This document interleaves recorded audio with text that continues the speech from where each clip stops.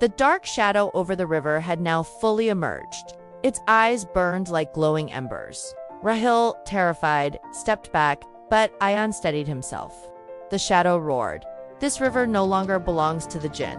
I have swallowed its light. Whoever tries to save it will become part of the darkness." Ayaan remembered what Zarwaan had once told him.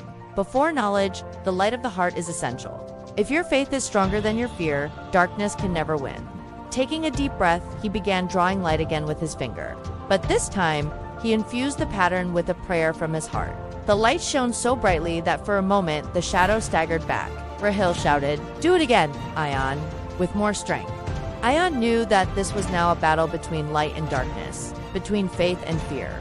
Taking another deep breath, he pushed the light harder. The shadow grew weaker, but then it let out a fierce scream and crimson lightning began to strike from the sky. Frightened, Raahil cried out, "What's happening?"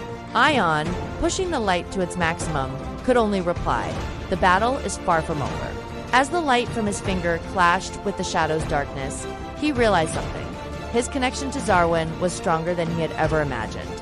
In his moments of greatest fear and sadness, Zarwaan had shown him the way to the most powerful form of light, the one that came from his heart. But how could he, a mere human, fight an entity of pure darkness?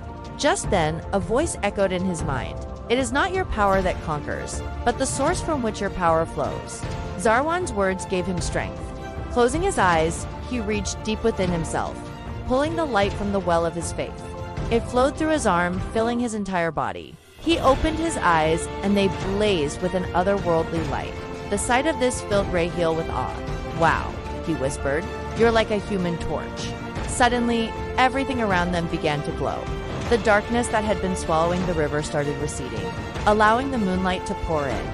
The water, no longer black and oily, shimmered like 1,000 diamonds. And as the first rays of dawn touched the horizon, the shadow let out a final scream and vanished. Exhausted but triumphant, Ayaan collapsed onto the riverbank. Raahil rushed to his side, his eyes shining with admiration.